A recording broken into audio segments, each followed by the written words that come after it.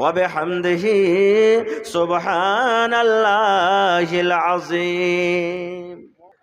তো ভাই আমি কি বলছিলাম, দোয়াটা শিখেলেন, একটু মুখ খুলে বলেন আপনারা আমার সাথে, সুবহানাল্লাহি পড়েন, পড়েন জোর করে, সুবহানাল্লাহি ওয়া বিহামদিহি সুবহানাল্লাহিল আযীম। বাস দুটা কথা, সুবহানাল্লাহি ওয়া বিহামদিহি, একটা কথা হয়ে গেল, সুবহানাল্লাহিল আযীম।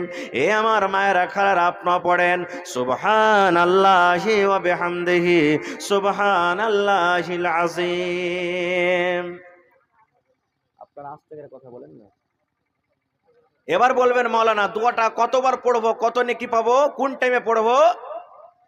রে মা, খালা, বোন, দাদি, নানি, ভাই শোনেন, এই দোয়াটা পড়ার কোনো টাইম নাই, কোনো সময় নাই। যখন আপনার ইচ্ছা, যেই টাইমে ইচ্ছা আপনি পড়তে পারেন। জালসা শুনতে এসেছেন, বোঝা আছেন, জালসা শুনে বাড়ি যাবেন, রাস্তাতে আপনি পড়েন। চার দোকানে বসে আছেন, পড়িতে পারেন। বিছানা আপনি শুইতে আছেন, পড়িতে পারেন। ঘাস কাটতে চলে গেছেন, পড়িতে পারেন। ধান কাটতে চলে গেছেন, পড়িতে পারেন। জমিন নিড়াইতে চলে গেছেন, পড়িতে পারেন। আপনি বাড়িতে বসে আছেন, পড়িতে পারেন। আপনি যে কোনো টাইমে মুসলমান, পেশাব পায়খানা না পাকি অবস্থা বাদ দিয়ে পাকি হালাতে যে কোনো টাইমে আপনি পড়িতে পারেন। আপনি 10 বার পারবেন, 10 বার নেকি পাবেন। 20 বার পড়বেন, 20 বারে নেকি পাবেন। 50 বার পড়বেন, 50-এর উপর নেকি পাবেন। কিন্তু নবী বলেছেন, উম্মত রে, যদি কোনো নর কিংবা নারী 24 ঘন্টাতে একদিন এক রাতে যদি 100 বার কেউ দোয়াটা পড়িতে পারে, সুবহানাল্লাহি ওয়া বিহামদিহি সুবহানাল্লাহিল আযীম, সুবহানাল্লাহি ওয়া বিহামদিহি সুবহানাল্লাহিল আযীম, এই করে করে যদি 100 বার পড়িতে পারে, নবী বলেছেন সমুদ্রে যে ফেনা আছে, ঝাঁক আছে, ফেনা বরাবর যদি তার জীবনের ছোট ছোট গুনাহ হয়ে যায়, 100 বার দোয়াটা পড়ার কারণে রব্বুল আলামিন তার জীবনের গুনাহকে মাফ করে দিবেন। সুবহানাল্লাহ, এত নেকি। তাহলে পড়বেন, এক থেকে জোরে বলেন পড়বেন। আর একটা দোয়া মাফ, গুনাহ মাফ করার দোয়া শিখালেন। একদিন মুসা নবী আল্লাহকে বলছেন, আল্লাহ তুমি আমাকে এমন একটা দোয়া দাও, এমন আমাকে মন্ত্র দাও, যে দোয়াটা পড়ে সব সময়তে তোমাকে স্মরণে রাখতে পারি, সব সময়তে তোমার জিকির করতে পারি। আল্লাহ শিখিয়ে দিয়েছেন, মুসা কুল লা ইলাহা ইল্লাল্লাহ, পড়েন, লা ইলাহা ইল্লাল্লাহ, লা ইলাহা ইল্লাল্লাহ, লা ইলাহা ইল্লাল্লাহ, লা ইলাহা ইল্লাল্লাহ। মুসা নবী তখন আল্লাহকে বলছেন, আল্লাহ এই দোয়াটাতে তোমার সব বান্দাই পড়ছে, কোন এমন একটা নতুন দোয়া দাও না যে আল্লাহ, যেটা আমি সব সময়তে পড়বো।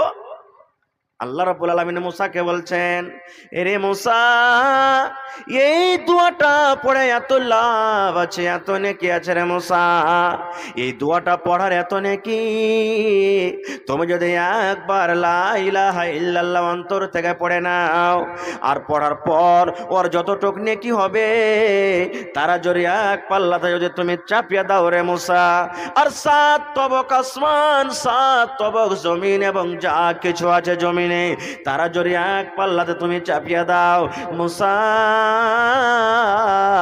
লা ইলাহা ইল্লাল্লাহ পড়ে এত নেকি হবে, এত লাভ আছে, তোমার 7 তবক আসমান এবং জমিনের পাল্লা হালকা হয়ে যাবে রে, হালকা হয়ে যাবে, এবং লা ইলাহা ইল্লাল্লাহর পাল্লা ভারী হয়ে যাবে। একটু আমার সাথে তাসবিহ পড়েন, সুবহানাল্লাহ, পড়েন জোর করে পড়েন, মুখ খুলে, আলহামদুলিল্লাহ, লা ইলাহা ইল্লাল্লাহ, সুবহানাল্লাহ, আলহামদুলিল্লাহ, সুবহানাল্লাহ, আলহামদুলিল্লাহ, লা ইলাহা ইল্লাল্লাহ, সুবহানাল্লাহ, আলহামদুলিল্লাহ, লা ইলাহা ইল্লাল্লাহ। কিছু বলছেন নাকি? তো আমি বলছিলাম কি, যে আল্লাহ তাবারাক ওয়া তাআলা আমাদেরকে দুনিয়াতে দিয়েছেন আল্লাহ তাবারাক ওয়া তাআলা আমাদেরকে দুনিয়াতে সৃষ্টি করেছেন, আমাদের দ্বারাতে যে পাপ হবে, গুনাহ হবে, সেই গুনাহ করার পর যে তাওবা করবে আল্লাহ তাবারাক ওয়া তাআলার কাছে সব থেকে প্রিয় ভালোবাসা বান্দা হলো সেই লোকটা। এবার আপনারা বলবেন, হাজী মাওলানা এরকম কি কোনো দলিল আছে, এরকম কি কোনো হাদিস আছে যে পাপ করার পর তাওবা করেছে আর আল্লাহ তাবারাক ওয়া তাআলা তাকে মাফ করে দিয়েছে? জি ভাই আমার, এরকম কি কোনো দলিল, এরকম কি কোনো হাদিস কোরআন থেকে আছে যে পাপ করার পর মানুষ তওবা করেছে আর তওবা করার কারণে আল্লাহ তাকে মাফ করেছে? জি, ভালো করে শুনবেন ভাই, দামি জিনিস বলছি। তার আগে একটা হাদিসের কথা আপনাদেরকে বলে যাই যে জীবন পর্যন্ত আপনাদের কাম দিবে। কত মানুষ কত জায়গাতে দেখবেন জানাজার নামাজ পড়িতে যায়, জানাজা পড়িতে যায়। জানাজা আমরা কেন পড়িতে যাই ভাই? যে লোকটা মারা গেছে তাকে উদ্ধার করতে যাই, যে লোকটা মারা গেছে তাকে আমরা উদ্ধার করতে যাই। কেন? যে জীবনে লোকটা 50 বছর, 60 বছর, 70 বছর, 80 বছর, 100 বছর জীবনটা কাটালো, কে জানি কার দ্বারাতে ভুল হয়েছে কি গুনাহ হয়েছে, কি হয়েছে না হয়েছে, আমরা তার সুপারিশের জন্য যাই যে আল্লাহ এই লোকটার জীবনের গুনাহকে মাফ করে তুমি জান্নাতে দিয়ে দাও। কিন্তু ভাই যত লোক এখানে বসে আছেন, আমি এক এক করে যদি জিজ্ঞাসা করি তো হয়তো 50টা লোক বলতে পারবেন যে জানাজার দোয়া কি, জানাজার দোয়া কাকে বলে, জানাজার নামাজ কেমন ভাবে পড়ে বলতে পারবেন, তাছাড়া সব লোক ফেল করে যাবেন। শিখালেন আজকে জালসাতে জানাজা পড়ার নিয়মটা শিখেলেন, সারা জীবন আপনার কাম দেবে। জানাজা কয় তাকবীরে পড়ে ভাই? একটু কথা বলেন, কয় তাকবীরে পড়ে? জোরে বলেন। 3 তাকবীরে জানাজা পড়ে আপনার এলাকাতে? যে 4 তাকবীরে পড়ে, কিংবা 5-6 আরো চলে যায় আগে, কিন্তু কম করে চাই, কম করে 4। কেমন ভাবে জানাজা পড়তে হবে শিখেলেন। প্রথমে মাইয়াতটাকে সামনে রাখা হবে, ইমাম সাহেব আগা দিকে দাঁড় হবে, আপনি পিছন দিকে দাঁড় হবেন, কাতার লাগবে। এবার জানাজার নামাজ শুরু করতে গিয়ে উজু করার দরকার আছে না নেই? জোরে বলেন, উজু করতে হবে। হাদিসে আছে লা সালাতা ইল্লা বিউযুইন, কোন নামাজ বিনা ওযুতে হবে না। হবে? হবে? হবে না। এবার ওযু কেমন করে করতে হয় ওটাও সবাই জানি না আমরা। ওযু না ওযু, ওযু না ওযু। এখানে যতটি লোক বসে আছেন যদি বলি ভাই মিয়া বিবির যখন মিলন হয়, মিয়া বিবির সাথে মিলন করার পর গোসল ফরজ হয় না হয় না? জোরে বলেন, হয়। এবার যদি আমি বলি যে ফরজ গোসলটা করবেন কেমন করে, একটু আমাকে বলেন তো। সবাই বলতে পারবে না। গেল নদীতে হড় হড় হড় হড় করে 2-4 ডুব দিয়ে দিলে আপনার পেমাটলিতে, কিংবা কলের গোড়াতে গেল 2-4 বালতি পানি মাথায় দিয়ে দিলে আবার চলে এলো। জি না, নাবির তারিকা মতো যদি আপনার গোসল না হয়, ওযু না হয়, জীবনে না নামাজ কবুল হবে আর না আপনি পাক থাকতে পারবেন, কিচ্ছু হবে না আপনার। ওযু কেমন করে করতে হবে সময় পেলে পরে বলবো। জানাজার নামাজ কেমন করে পড়তে হবে এটা শিখেন আগে। আল্লাহ রাসূল সাল্লাল্লাহু আলাইহি ওয়াসাল্লাম বলেছেন, যখন আপনি জানাজার নামাজ পড়তে শুরু করবেন তখন আল্লাহু আকবার বলে আপনাকে হাত তুলতে হবে। আপনার হাতটা বগলে না দেবে থাকে এরকম ভাবে। কত লোককে দেখবেন এরকম ভাবে হাত তুলবে, কত লোক কানে দিবে আল্লাহু আকবার বলে হাত বানবে, কানও আপনাকে ধরতে হবে না, কানও ধরতে হবে না। এই যে আল্লাহ আপনাকে হাত দিয়েছে, এই লোকটা বুড়া লোকটা আপনার ঘাড়ের সামনে তাক হবে, আর এই লোকটা আপনার কানের সামনে তাক হবে, এতখানি। এরকম ভাবে আপনাকে হাত করতে হবে না তালোয়ার দিয়ে মনে হয় কহ কি ছপবে, জি না, আপনার হাত এতখানি হবে, পশ্চিম দিকে কিবলার দিকে হবে। আল্লাহু আকবার বলে এখানে আপনি হাত বাঁধলেন। কত মা খালা বোন দাদি নানি আছে যে ছেলে পিলে যদি বলে যে হ্যাঁ গে মা কে দাদি জানাজার দোয়াটা শিখে দিত, তো কত মা খালা বলবে ধর লিস্টি লাগানি লক করে থাক, মেয়ে লোককে কি জানাজার দোয়া শিখতে হয় বলবে।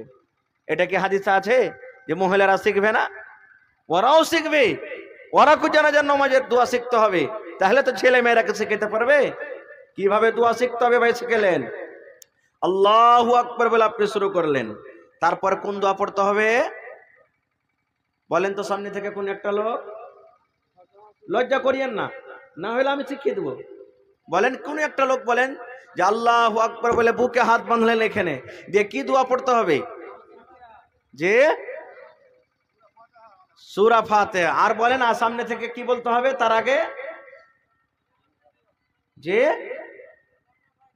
বায়েত বাণী পড়তে হবে না ভাই, এটাই আমি জানতে চাইছিলাম। জানাজার দোয়াতে বায়েত বাণী নাই, বায়েত বাণী নাই, বায়েত বাণী নাই, বায়েত বাণী নাই। জানাজার দোয়াতে বায়েত বাণী চলতে হবে না। কি পড়তে হবে? আল্লাহু আকবার বলে আপনি এখানে হাত বানলেন। আউযু বিল্লাহি মিনাশ শাইতানির রাজিম। বিসমিল্লাহির রহমানির রহিম। আলহামদুলিল্লাহি রাব্বিল আলামিন আর রহমানির রহিম মালিকি ইয়াউমিদ্দিন ইয়াকা না'বুদু ওয়া ইয়াকা নাস্তাঈন ইহদিনাস সিরাতাল মুস্তাকিম সিরাতাল লাযীনা আন'আমতা আলাইহিম গায়রিল মাগযুবি আলাইহিম ওয়ালাদ-দাল্লিন আমিন। বিসমিল্লাহির রহমানির রহিম। কুল হুয়াল্লাহু আহাদ আল্লাহুস সামাদ লাম ইয়ালিদ ওয়া লাম ইউলাদ ওয়া লাম ইয়াকুল লাহু কুফুয়ান আহাদ। আপনার যদি এই সূরাটা মুখস্থ না থাকে, অন্য কোন সূরা পড়িতে পারেন। সূরা নাস পড়িতে পারেন, সূরা ফালাক পড়িতে পারেন, সূরা ৩ পড়িতে পারেন, সূরা জিলজাল পড়িতে পারেন, সূরা আর অন্য কোন আপনি সূরা একটা জোড়া লাগাইতে পারেন। এক তাকবীর হয়ে গেল। আল্লাহু আকবার। কয় তাকবীর হলো? দোসরা হয়ে গেল। এবার আপনাকে দুরূদ শরীফ পড়তে হবে। আল্লাহ